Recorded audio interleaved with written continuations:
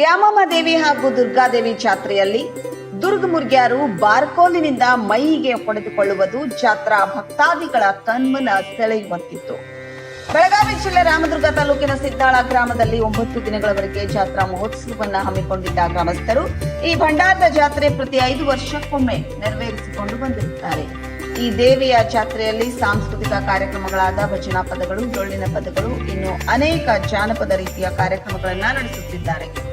ಈ ದೇವಿಯ ಅಲಂಕಾರ, ಪೂಜೆ, ಪುನಸ್ಕಾರದಿಂದ ಗ್ರಾಮಸ್ಥರು ಪುನೀತರಾಗಿದ್ದಾರೆ. ಈ ಜಾತ್ರಾ ಮಹೋತ್ಸವ ಕಾರ್ಯಕ್ರಮದಲ್ಲಿ ದುರ್ಗಮುರ್ಗ್ಯಾರು ಪಾತ್ರ ಬಹಳಷ್ಟು ಮಹತ್ವದ್ದಾಗಿದೆ. ಅವರು ಭಕ್ತಿಯಿಂದ ಕುಣಿದು ಕುಪ್ಪಳಿಸಿ ಬಾರಕೋಲಿನಿಂದ ತಮ್ಮ ಮೈಗೆ ಹೊಡೆದುಕೊಳ್ಳುವುದು ನೋಡುಗರ ಭಕ್ತಾದಿಗಳ ಕಣ್ಮನ ಸೆಳೆಯುವಂತಿತ್ತು. ಹಾಗೂ ಬಂದಂತಹ ಭಕ್ತಾದಿಗಳಿಗೆ ಅನ್ನಪ್ರಸಾದ ಸೇವೆ ಮಾಡಲಾಗಿತ್ತು.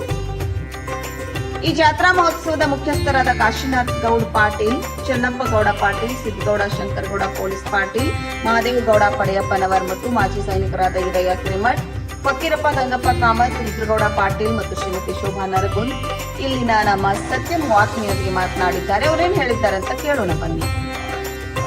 ಹಿರೇಮಠ ನಮ್ಮದು ಸಿದ್ದಾಳ ಗ್ರಾಮ, ಬೆಳಗಾವಿ ಜಿಲ್ಲೆ, ರಾಮದುರ್ಗ ತಾಲೂಕು. 50 ವರ್ಷದಿಂದ ನಿರಂತರವಾಗಿ ಪ್ರತಿ 5 ವರ್ಷದ ಇಲ್ಲಿ ನಮ್ಮ ಗ್ರಾಮ ದೇವತೆಯ ಜಾತ್ರೆಯನ್ನು ನಾವು ಬಹಳ ವಿಜೃಂಭಣೆಯಿಂದ ಊರಿನ ಎಲ್ಲ ಪ್ರಮುಖರು, ಗುರು ಹಿರಿಯರು ಮಾಡಿಕೊಂಡು ಒಂದು ಜಾತ್ರೆಯ ಕಮಿಟಿಯನ್ನು ಮಾಡಿ ಬಹಳ ವಿಜೃಂಭಣೆಯಿಂದ ಈ ಒಂದು ಜಾತ್ರೆಯ ಕಾರ್ಯಕ್ರಮವನ್ನು ಮಾಡ್ತೇವೆ. ಪ್ರತಿ ದಿವಸ ಸಾಂಸ್ಕೃತಿಕ ಕಾರ್ಯಕ್ರಮಗಳು ನಡೀತಾ ಇವೆ. ಇಲ್ಲಿ ಒಂದು ಜನಪದ ಕಾರ್ಯಕ್ರಮ, ನಾಟಕ ಹಾಗೂ ಬಯಲಾಟ, ಚೌಡಿಕೆ ಪದಗಳು, ಹೀಗೆ ಭಜನಾ ಪದ, ಡೊಳ್ಳಿನ ಪದ, ಬೀಗಿ ಪದ, ಹೀಗೆ 10 ಹಲವು ಕಾರ್ಯಕ್ರಮಗಳನ್ನು ಇಲ್ಲಿ ಪ್ರತಿ ದಿವಸ ತಪ್ಪದೆ ನಾವು ಇಲ್ಲಿ ನಡೆಸಿಕೊಡ್ತೇವೆ. ಅದೇ ರೀತಿ ಪ್ರತಿದಿನ ಊಟದ ವ್ಯವಸ್ಥೆ, ಬೆಳಗ್ಗೆ ನಾಷ್ಟಾ ವ್ಯವಸ್ಥೆ, 2 ಹೊತ್ತ ಊಟ, ಹೀಗೆ ಇಲ್ಲಿ ಒಂದು ವ್ಯವಸ್ಥಿತವಾಗಿ ನಡೀತಾ ಇದೆ.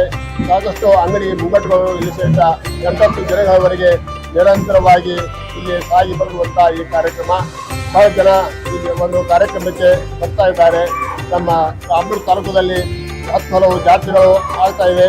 ಅದರಲ್ಲಿಯೂ ನಮ್ಮ ಈ ಒಂದು ಜಾತ್ರೆ ಬಹಳ ಪ್ರಮುಖವಾಗಿ ಅದ್ದೂರಿಯಿಂದ ಸಾಕಷ್ಟು ವಿಜೃಂಭಣೆಯಿಂದ ಜರುಗ್ತಾ ಇದೆ.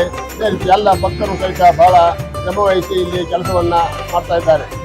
ವೀಕ್ಷಕರೇ, ನಮ್ಮ ಸತ್ಯಂ ವಾಹಿನಿಯ ಪ್ರತಿದಿನದ ಅಪ್ಡೇಟ್ ಮಾಹಿತಿಯನ್ನ ತಿಳಿದುಕೊಳ್ಳಲು ಸತ್ಯಂ ಟಿವಿ ಕನ್ನಡ ಯೂಟ್ಯೂಬ್ಗೆ ಸಬ್ಸ್ಕ್ರೈಬ್ ಆಗಿ ಹಾಗೂ ಬೆಲ್ ಐಕಾನ್ ಅನ್ನು ಕ್ಲಿಕ್ ಮಾಡಿ.